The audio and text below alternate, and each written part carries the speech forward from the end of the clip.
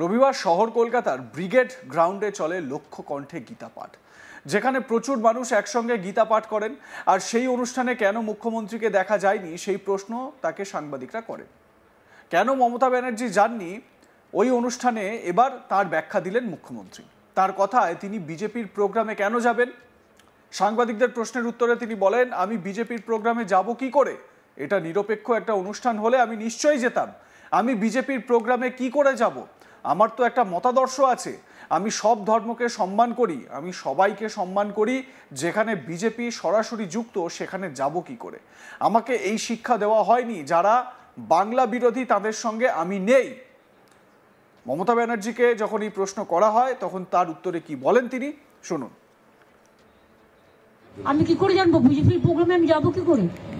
এবার আপনারা আমাকে বলুন, এটা যদি ইম্পার্শিয়াল প্রোগ্রাম হতো আমি নিশ্চয়ই যেতাম, কিন্তু আমি বিজেপির প্রোগ্রামে কি করে যাব? আমি তো একটা পার্টি করি, আমার তো একটা ইডিওলজি আছে। আমি সব ধর্মকে সম্মান করি, আমি সব বর্ণ সব জাতি সবাইকে সম্মান করি, কিন্তু যেখানে বিজেপি ডাইরেক্টলি ইনভলভ সেখানে আমি যাবো কি করে বলুন তো? যারা বলছে আমরা নেতাজিকে ঘৃণা করি, গান্ধীজিকে মানি না, আমি সেখানে যেতে পারবো না। আমার বাবা মা এই শিক্ষা আমায় দেয়নি, আমার বাংলার মাটি এই শিক্ষা দেয়নি, আমাদের টিচার্সরা এই শিক্ষা দেয়নি। বাংলাতে যারা অপমান আর অসম্মান করে, যারা বাংলা বিরোধী, তাদের সাথে আমি নেই।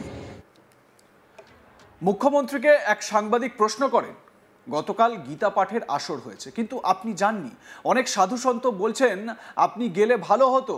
উত্তরে মমতা বন্দ্যোপাধ্যায় বলেন, আমি বিজেপির অনুষ্ঠানে কিভাবে যাব? আপনারাই আমাকে বলুন। এটা যদি কোনো নিরপেক্ষ অনুষ্ঠান হতো নিশ্চয়ই যেতাম, কিন্তু আমি বিজেপির কর্মসূচিতে কিভাবে যাব?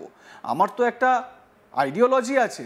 আমি সর্বধর্ম সমন্বয়ে বিশ্বাস করি, সব ধর্মকে সম্মান করি, সব ধর্ম সব জাতি সব বর্ণকে সম্মান করি, কিন্তু যেখানে বিজেপি সরাসরি যুক্ত সেখানে আমি যাব কি করে বলুন তো?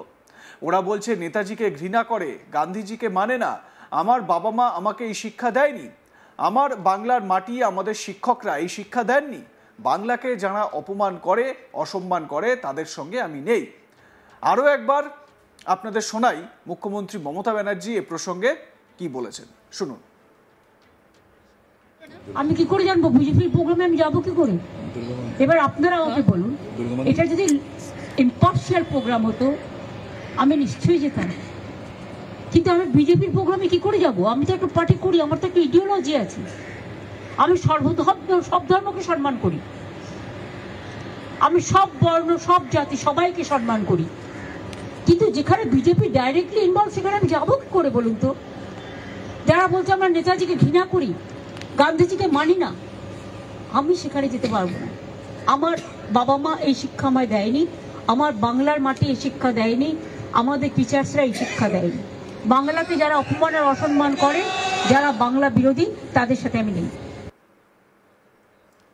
প্রসঙ্গত, এই গীতা পাঠের কর্মসূচিতে মুখ্যমন্ত্রী মমতা বন্দ্যোপাধ্যায়কেও আমন্ত্রণ জানানো হয়েছিল, ঠিক যেরকম আমন্ত্রণ জানানো হয়েছিল রাজ্যপাল সিভি আনন্দ বোসকে।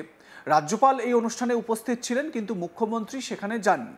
মুখ্যমন্ত্রী না এসে প্রমাণ করেছেন তিনি প্রকৃত হিন্দু নন। আমি তো মমতা ব্যানার্জিকে হিন্দু বলে মনে করি না। আমি ওনার সঙ্গে কাজ করেছি এবং হিন্দু বাড়ির ছেলে হিসেবে ওনাকে পরিত্যাগ করেছি। হিন্দুদের আঘাত দেওয়ার জন্য যা যা করার উনি করেছেন, আমি মনে করি উনি হিন্দু নন। মুখ্যমন্ত্রীকে হিন্দু বিরোধী বলে আক্রমণ এভাবে শানিয়েছেন প্রাক্তন তৃণমূল নেতা, মমতা বন্দ্যোপাধ্যায়ের মন্ত্রিসভার গুরুত্বপূর্ণ মন্ত্রী এক সময়ের। তিনি প্রকাশ্যে বলছেন যে তিনি মমতা ব্যানার্জিকে হিন্দু বলে মনে করেন না। বছর ঘুরলেই বিধানসভা নির্বাচন, তার আগে 7ই নভেম্বর রবিবার ব্রিগেড গ্রাউন্ডে অনুষ্ঠিত হলো 5 লক্ষ কণ্ঠে গীতা পাঠ। এই অনুষ্ঠানের আয়োজন করেছিল সনাতন সংস্কৃতি সংসদ। ব্রিগেডে গীতা পাঠে যোগ দিতে কাতারে কাতারে মানুষ যান শহর কলকাতায়। দুপুর 2টো পর্যন্ত ব্রিগেডে গীতা পাঠ চলে। গত বছর লোকসভা ভোটের আগেও ব্রিগেডেই হয়েছিল লক্ষ কণ্ঠে গীতা পাঠ কর্মসূচি। আর কয়েক মাস পরে পশ্চিমবঙ্গে বিধানসভা ভোট, তার আগে রবিবার সেই ব্রিগেডেই 5 লক্ষ কণ্ঠে গীতা পাঠের আয়োজন করে সনাতন সংস্কৃতি সংসদ। গীতা পাঠে যোগ দেন রাজ্যপাল সিভি আনন্দ বোস। উপস্থিত ছিলেন রাজ্যের বিরোধী দলনেতা শুভেন্দু অধিকারী, কেন্দ্রীয় প্রতিমন্ত্রী সুকান্ত মজুমদার, বিজেপি রাজ্য সভাপতি শ্রমিক ভট্টাচার্য, বিজেপি নেতা দিলীপ ঘোষ, উপস্থিত হন বিজেপির আরও 2 প্রাক্তন রাজ্য সভাপতি তথাগত রায়, রাহুল সিনহা। ছিলেন বিজেপির আরও অনেক নেতা নেত্রী। আর এই অনুষ্ঠানের আয়োজকরা নাকি রাজ্যের মুখ্যমন্ত্রী মমতা ব্যানার্জিকেও আমন্ত্রণ জানিয়েছিলেন, কিন্তু তিনি আসেননি। এই বিষয়ে শুভেন্দু অধিকারী সাংবাদিকদের মুখোমুখি হয়ে বিস্ফোরক মন্তব্য করেন। বলেন, আয়োজকরা বলেছেন যে তাঁরা মুখ্যমন্ত্রীকে আমন্ত্রণ করেছেন, মুখ্যমন্ত্রী না এসে প্রমাণ করলেন তিনি প্রকৃত হিন্দু নন। আমি তো মমতা ব্যানার্জিকে হিন্দু বলে মনেই করি না। আমি ওনার সঙ্গে কাজ করেছি এবং হিন্দু বাড়ির ছেলে হিসেবে ওনাকে পরিত্যাগ করেছি। তিনি হিন্দু ধর্মকে কালচারাল অনুষ্ঠানে পরিণত করেছেন। পিতৃপক্ষে পুজো উদ্বোধনে যাওয়া, মহাকুম্ভকে মৃত্যুকুম্ভ বলা, রাম মন্দির উদ্বোধনের দিন মিছিল বের করা, হিন্দুদের আঘাত দেওয়ার জন্য যা যা করার উনি করেছেন। আমি মনে করি উনি হিন্দু নন, উনি হিন্দু রীতিনীতি বিরোধী। শুভেন্দু অধিকারী কি বলেছেন এ প্রসঙ্গে তা তো আপনারা আজ তাক বাংলায় দেখেছেন। আজ তাক বাংলায় সেটা আপনাদের আমরা দেখিয়েছি, স্ট্রিম করেছি। এই ভাষাগুলোই যেগুলো আমি বললাম, এই ভাষাগুলো শুভেন্দু অধিকারীর বক্তব্য। শুভেন্দু অধিকারী নিজে এই কথা বলেছেন যে মমতা বন্দ্যোপাধ্যায় গীতা পাঠের অনুষ্ঠানে না গিয়ে প্রমাণ করলেন তিনি হিন্দু বিরোধী। এদিকে মমতা বন্দ্যোপাধ্যায় এর ক্ল্যারিফিকেশন দিলেন, এর যুক্তি দিলেন কেন তিনি আমন্ত্রণ পাওয়া সত্ত্বেও গীতা পাঠের অনুষ্ঠানে যাননি। শুনে নিন কি বলছেন তিনি তার মুখেই। আমি কি করে জানবো বিজেপির প্রোগ্রামে আমি যাবো কি করে? এবার আপনারা আমাকে বলুন, এটা যদি ইম্পার্শিয়াল প্রোগ্রাম হতো আমি নিশ্চয়ই যেতাম, কিন্তু আমি বিজেপির প্রোগ্রামে কি করে যাব? আমি তো একটা পার্টি করি, আমার তো একটা ইডিওলজি আছে। আমি সব ধর্মকে সম্মান করি, আমি সব বর্ণ সব জাতি সবাইকে সম্মান করি, কিন্তু যেখানে বিজেপি ডাইরেক্টলি ইনভলভ সেখানে আমি যাবো কি করে বলুন তো? যারা বলছে আমরা নেতাজিকে ঘৃণা করি, গান্ধীজিকে মানি না, আমি সেখানে যেতে পারবো না। আমার বাবা মা এই শিক্ষা আমায় দেয়নি, আমার বাংলার মাটি এই শিক্ষা দেয়নি, আমাদের টিচার্সরা এই শিক্ষা দেয়নি। বাংলাকে যারা অপমান আর অসম্মান করে, যারা বাংলা বিরোধী, তাদের সাথে আমি নেই। তো শুভেন্দু অধিকারী তিনি তার বক্তব্য রেখেছেন, মমতা বন্দ্যোপাধ্যায় তিনিও তার বক্তব্য রেখেছেন। দেখুন, 5 লক্ষ কণ্ঠে গীতা পাঠের যে কর্মসূচি, সেই কর্মসূচি তো হয়েছে।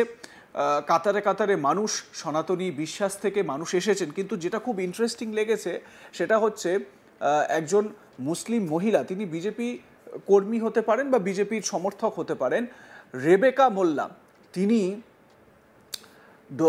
এসেছেন, এসে এই 5 লক্ষ কণ্ঠে গীতা পাঠের কর্মসূচিতে অংশগ্রহণ করেছেন এবং তিনি এটা বলেছেন, তার বক্তব্য বলতে গিয়ে মমতা বন্দ্যোপাধ্যায়কে সরাসরি আক্রমণ করেছেন। তিনি বলেছেন মমতা বন্দ্যোপাধ্যায়ের মতন আমি মেকি নই যে মুসলমানদের ঈদের প্রোগ্রামে গিয়ে সেখানে মাথায় কাপড় দিয়ে সেই রকমভাবে ইসলাম যেরকমভাবে বলেছে সেই রকমভাবে করা, আমি সেরকম নই।